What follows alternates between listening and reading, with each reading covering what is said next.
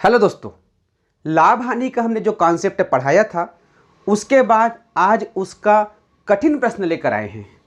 आज के प्रश्न में हम खास रूप से बताने वाले हैं, ऐसे प्रश्न आपसे पूछे जाते हैं कि 10 रुपये में यदि 15 नींबू खरीदा गया, ठीक है, 10 रुपये में 15 नींबू खरीदा गया और 15 रुपये में 10 नींबू बेचा गया तो लाभ होगा कि हानि होगा, और कितना लाभ प्रतिशत होगा और कितना हानि प्रतिशत होगा, ये पूछा जाता है। तो ऐसे प्रश्न बनाने में काफ़ी कठिनाई महसूस होती है और काफ़ी समय लगता है। तो ऐसे प्रश्नों को बहुत ही सरलता से आप हल करना सीखेंगे। इसके साथ ही साथ कुछ महत्वपूर्ण प्रश्न और हैं जिसके माध्यम से हम एक और कॉन्सेप्ट को बताने वाले हैं। यदि आप नवोदय की तैयारी कर रहे हैं या कोई भी परीक्षा की तैयारी कर रहे हैं जिसमें गणित विषय शामिल है, तो वो जो है आपके लिए बहुत हेल्पफुल होगा आज का वीडियो।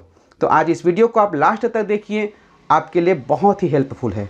हम आपके ही शब्दों में इसे समझाने वाले हैं। तो दोस्तों, आप देख रहे हैं आपका अपना चैनल उज्जवल लक्ष्य, जिसमें जो भी सीखते हैं बहुत ही सरलता से सीखते हैं। हमारी कोशिश रहती है कि आपको सरल से सरल शब्दों में सिखाया जाए। तो चलिए आज की क्लास शुरू करते हैं। आज की क्लास हम इस प्रश्न के साथ शुरुआत करेंगे, उसके बाद इस प्रकार के प्रश्नों को भी हम इसमें शामिल किए हैं। तो अभी मैं इसे मिटा रहा हूँ, ठीक है। पहला प्रश्न है, एक स्कूटी को रुपये 36,800 में बेचने पर एक व्यापारी को रुपये 1200 का घाटा होता है। रुपये 1200 का घाटा होता है। रुपये 1200 का लाभ कमाने के लिए स्कूटी को कितने में बेचना होगा। हम जानते हैं कि इस वीडियो को बहुत से बच्चे देख रहे हैं, जिनमें से कुछ को पहले से इस प्रकार के प्रश्नों को हल करना आता भी है, क्योंकि ये ओपन प्लेटफार्म है, इस पर कोई भी जोड़ सकता है। हमारी कोशिश है कि हर बच्चे को इसे समझाएं।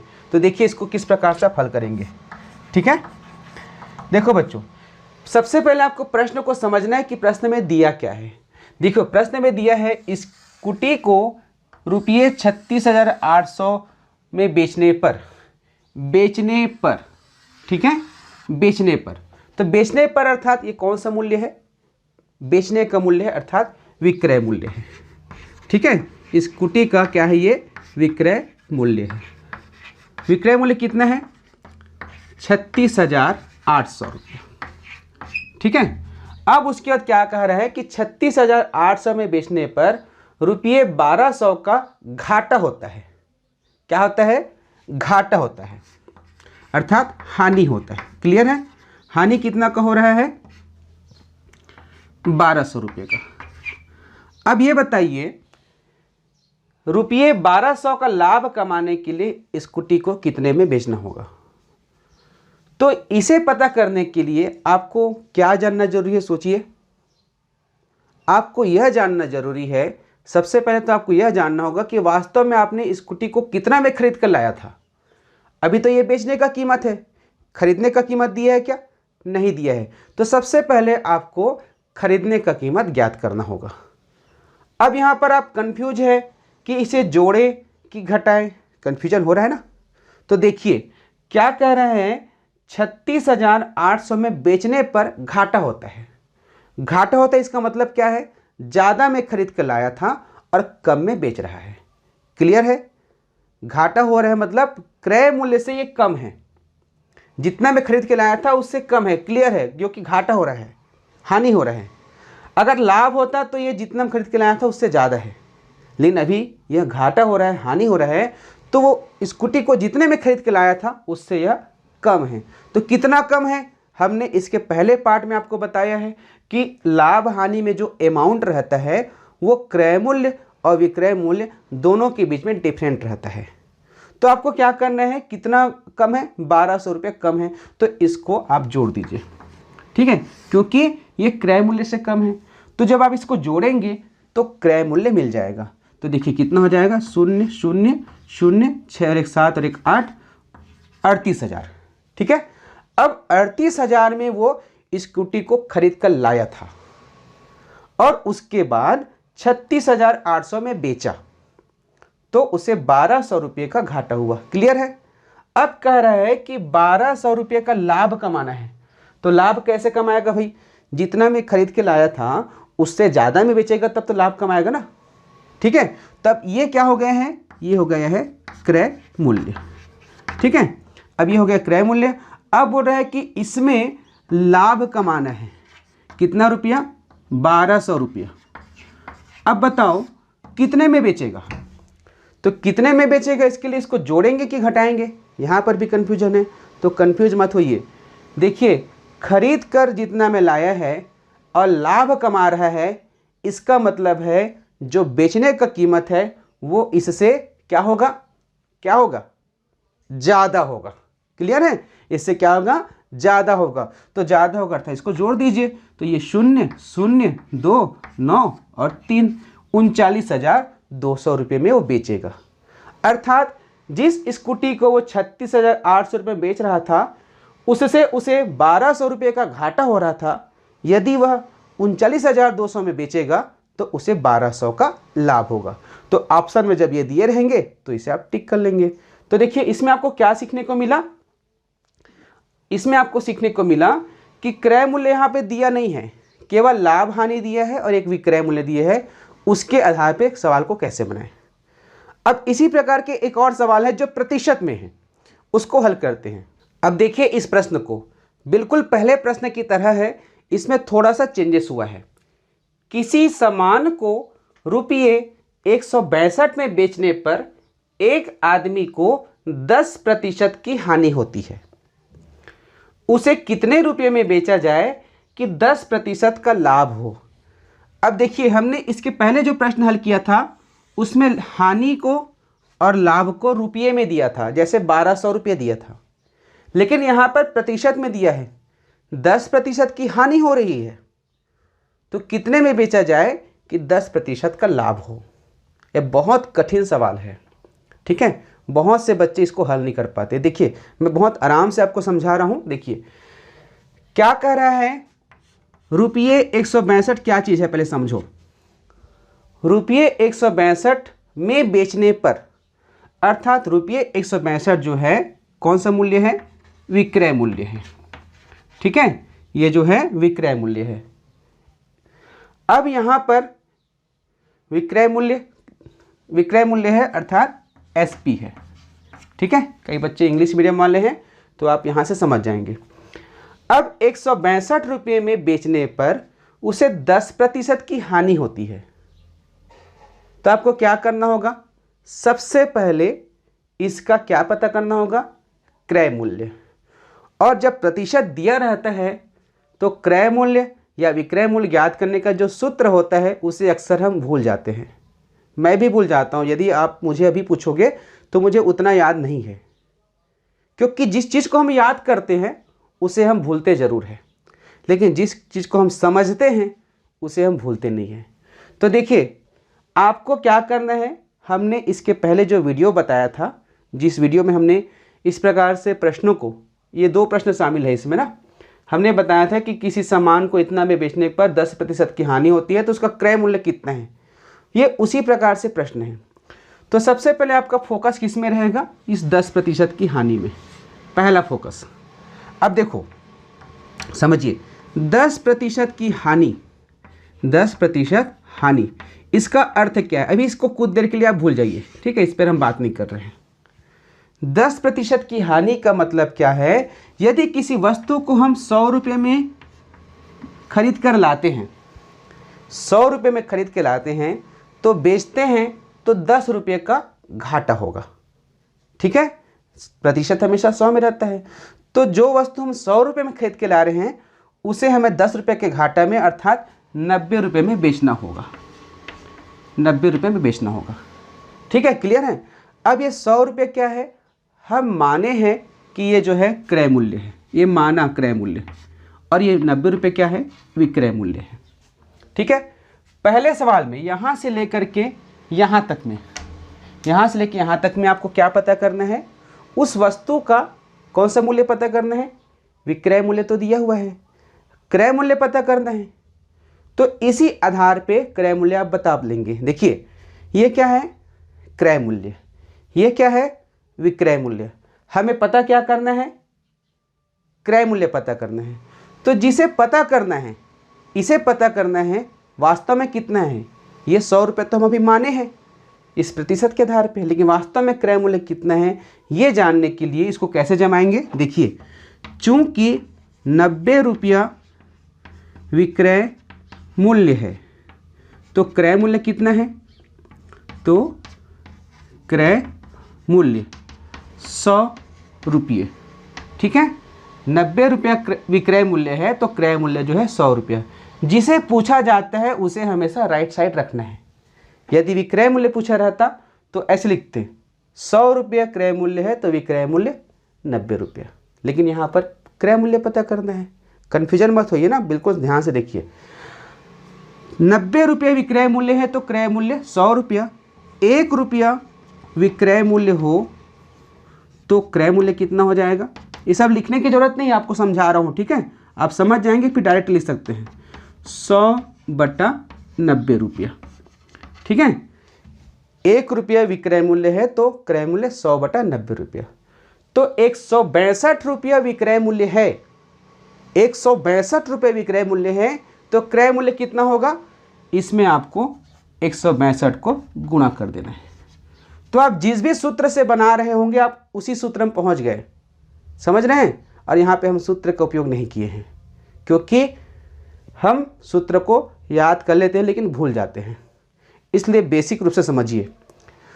अब इसे आप हल करेंगे, 1 शून्य कट गया, 1 शून्य कट गया, 9 एकम 9, 9 एकम 9, इससे बचेगा कितना? 7 और 2 72, 9 अट्ठे 72। ठीक है, 9 अट्ठे 72, यहाँ 18 आया और 10, तो टोटल हो गया 180 रुपया। ठीक है, 180 रुपया। अब 180 रुपये क्या चीज़ है? उस सामान का क्रय मूल्य है, उस सामान का क्रय मूल्य है।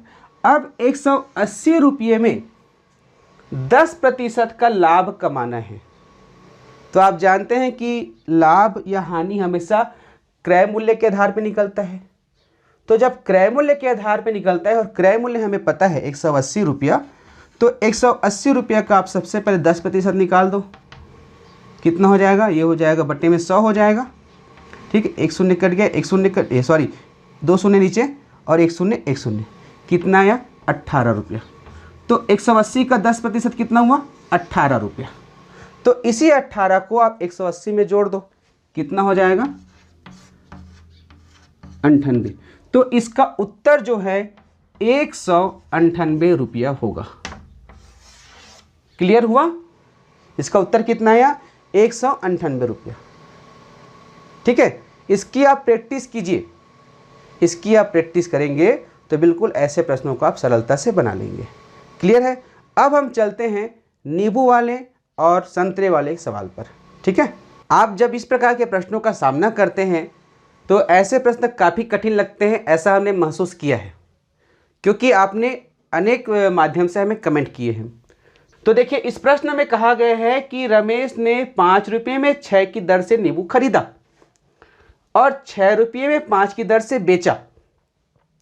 लाभ होगा या हानि होगा, और लाभ होगा या हानि होगा तो कितना प्रतिशत होगा, ये पूछा है।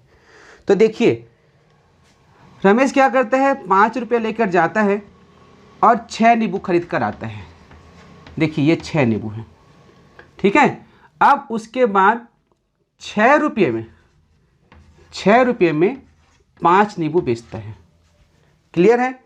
तो उसे लाभ हो रहा है कि हानि हो रहा है, यही हमको पता करना है। काफ़ी कन्फ्यूजन होता है।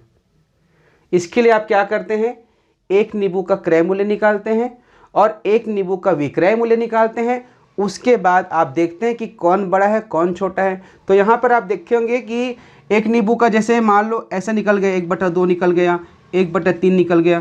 तो यहाँ पर आपको सोचना पड़ता है कि कौन बड़ा है कौन छोटा है। तो यहाँ पर भी आपको कन्फ्यूजन होता है। तो ये सारे कन्फ्यूजन आपको नहीं होने वाले हैं। ठीक है, इन सबको कुछ देर के लिए भूल जाइए, क्योंकि जब आप कंपटीशन एग्जाम दिलाते हैं, प्रतियोगी परीक्षा दिलाते हैं, तो इसमें आपको बहुत ही कम समय में ऐसे प्रश्नों को हल करना होता है। तो वही कम समय हम बता रहे हैं। देखिए, सबसे पहले आप इस तरफ रख लीजिए कीमत को, कीमत, और ये हुआ वस्तु। ठीक है, समझिएगा ना, कीमत है वस्तु है। पहले वो जो है खरीदा कितने में, खरीदा 5 रुपये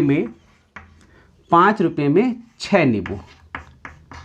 5 रुपये में 6 नींबू खरीदा। क्लियर है। उसके बाद बेचा कितने में? 6 रुपये में 5 नींबू। ठीक है। तो देखिए आपको क्या करना है, नींबू की संख्या को आपको बराबर करना है। नींबू की संख्या को बराबर करना है तो बराबर कैसे होगा बताओ? एक इसको दे देंगे, ऐसा नहीं, दोनों का यहाँ पर जो भी संख्या है दोनों में, उसका आप लघुत्तम समापवर्त्य निकाल दीजिए। क्या निकाल दीजिए? लघुत्तम समापवर्त्य अर्थात लस अर्थात LCM। किसका? वस्तु का। तो 6 और 5 का जब आप LCM निकालेंगे तो कितना आएगा? कितना आएगा बताओ? 30 आएगा। 6 पंचे 30, क्योंकि दोनों देखिए लगातार प्राकृतिक संख्या है। बहुत सारे टर्म्स होते हैं जिसमें हम ऐसी मौखिक रूप से लघुत्तम समापवर्त्य निकाल लेते हैं। इसका हमने कंप्लीट चैप्टर बनाया है, 15 वीडियो बने, उसको आप देख लीजिएगा। सिर्फ LCM का 15 वीडियो बनाए हैं, एक एक चीज़ उसमें मैंने क्लियर किया है। आप इसका LCM निकाल देंगे तो कितना हो जाएगा? 30। ठीक है। अब इस 6 को 30 बनाओ, 6 नींबू को 30 बनाओ, 30 नींबू हो गया। ये भी 30 नींबू हो गया और ये भी 30 नींबू हो गया। ठीक है। अब देखो 6 नींबू को 30 नींबू बनाए तो कितना गुना बड़ा हुआ है? ये 5 गुना बड़ा हुआ कि नहीं हुआ है? 5 गुना बड़ा हुआ नहीं, 6 पंचे 30, और ये कितना गुना बड़ा हुआ है? 6 गुना। तो अर्थात जब ये 5 गुना बड़ा हुआ है तो इसको भी आपको 5 गुना बड़ा करना है। तो इसको 5 से गुना करेंगे, कितना हो जाएगा? 25 रुपये। अब 25 रुपये में 30 नींबू खरीदा, 25 रुपये में 30 नींबू खरीदा, और ये कितना गुना बड़ा हो रहा है? 6 गुना। तो 6 छक्का 36। 25 रुपये में 30 नींबू खरीद कर 36 रुपये में 30 नींबू बेचा। क्लियर है। अब सामान उतना ही है, जितना सामान लाया है उतने सामान को बेच दिया। अब उस सामान को लाया था 25 रुपये में और बेचा है 36 रुपये में। तो बेचा कितने में है? 36 में, अर्थात इससे ज़्यादा है, इससे ज़्यादा है। ज़्यादा है ना? कितना ज़्यादा है? 36 ऋण 25, अर्थात यहाँ पर उसे 11 रुपये का लाभ हो रहा है। 11 रुपये का लाभ हो रहा है कितने में? 25 रुपये में। अब इसे आप जो है प्रतिशत में बदल दीजिए, क्योंकि यहाँ पे क्रय मूल्य कितना है? 25 रुपया और लाभ हुआ 11 रुपया। तो 11 रुपये कितने में लाभ हुआ? 25 रुपये में। तो इसे आप प्रतिशत में बदलने के लिए 11/25 गुणा 100% कर दीजिए। ये कैसे होता है इसके पहले वीडियो में हमने बताया है, उसको देख लीजिएगा।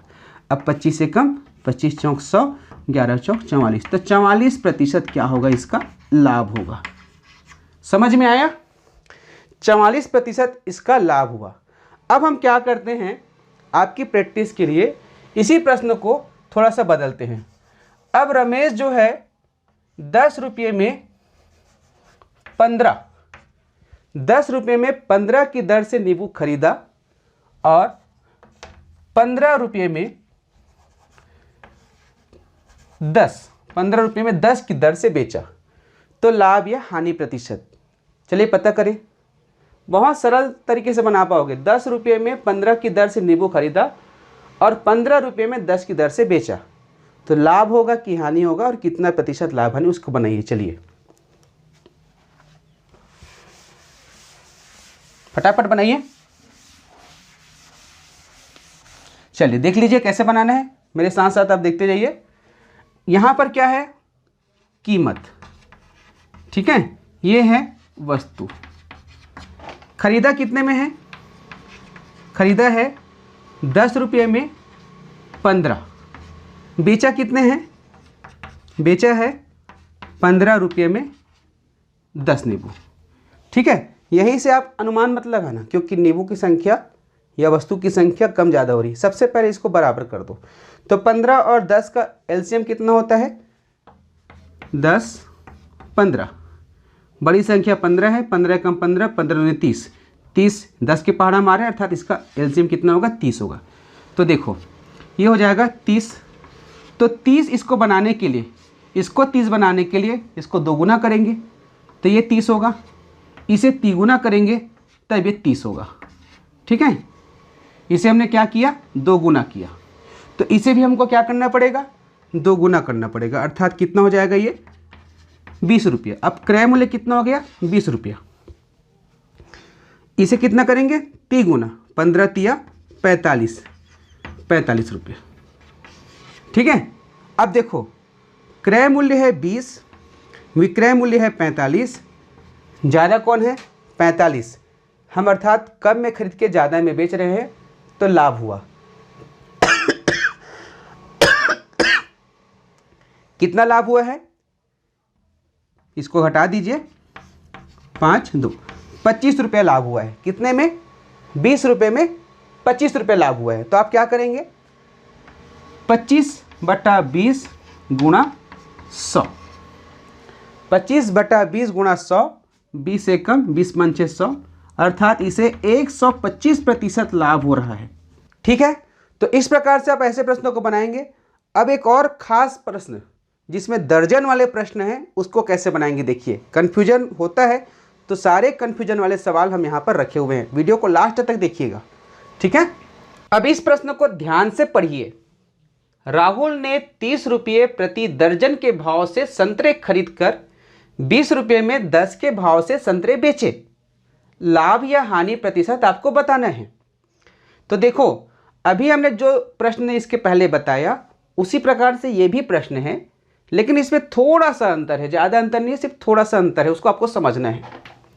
यहाँ पर देखिए कीमत पहले लिखना है हमको, और ये वस्तु। ठीक है।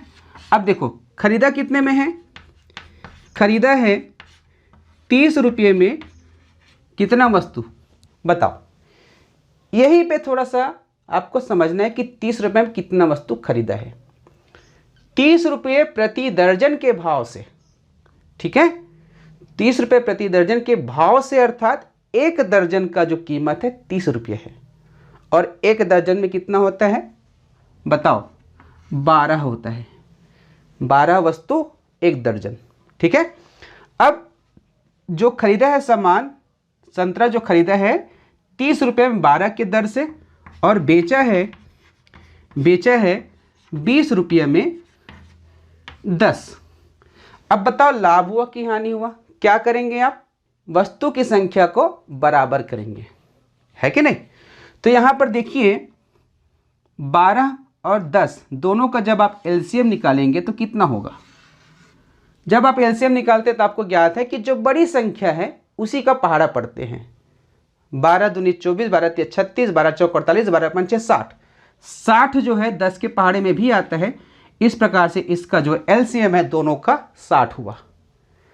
अब 12 कितना गुना बड़ा है 60 होने के लिए, 5 गुना, 12 पंचे 60 और 10 छके 60, अर्थात नींबू की संख्या कितना हो गया 60। 60 नींबू खरीदा, 60 नींबू बेचा। ये हम अनुमान लगा रहे हैं, हिसाब लगा रहे हैं। तो जब ये 5 गुना बड़ा हुआ है तो ये भी कितना हो जाएगा, 5 गुना बड़ा होगा, अर्थात ये हो गया 150। ये हो जाएगा 6 गुना, अर्थात 120। अब देखो यहाँ पर 150 में खरीद करके 120 में बेचा गया है। ठीक है। अर्थात जितना में खरीदा गया है उससे कम में बेचा गया है, तो क्या होगा, क्या होगा, हानि होगा। कितना हानि होगा, इसको घटा दो, 30 रुपया। अब 30 रुपया प्रतिशत निकालना है। 30 रुपया कितने में है, 150 में है, क्योंकि 150 में खरीदा है। अब इसे आप प्रतिशत में बदल दो। प्रतिशत में बदलने के लिए क्या करते हैं, 100% से गुणा करते हैं। 1 0 1 0, 5 दूनी 10, 5 तिया 15, 3 एकम 3, 3 दहम 30, 10 दूनी 20%। क्या लाभ की हानि, हानि, अर्थात इस सौदे में उसे, इस लेन देन में उसे 20% की हानि हुई। ऐसे प्रश्न आप भी बना सकते हैं। ऐसे प्रश्नों का आपको हल करना है, लेकिन कब कर पाएंगे, कब इसमें आप एक्सपर्ट बनेंगे, जब आप प्रैक्टिस करेंगे। तो हमने यहाँ पर समझा दिया, कुछ प्रश्न रखें जिसके माध्यम से आप लाभ हानि के कठिन प्रश्नों को हल करना सीखें। अब जो है ऐसे प्रश्नों की आप प्रैक्टिस कीजिए। मिलते हैं अगले वीडियो में, जिसमें एक नए कॉन्सेप्ट पर वीडियो आधारित रहेगा। बहुत ही सरल तरीके से उस वीडियो को लाएंगे, उसको भी अवश्य देखिएगा। बहुत ही उसमें आपको सीखने को मिलेगा। उज्ज्वल लक्ष्य चैनल से जुड़े रहिए और इस वीडियो को लाइक कीजिएगा और अधिक से अधिक दोस्तों तक शेयर कीजिएगा। धन्यवाद।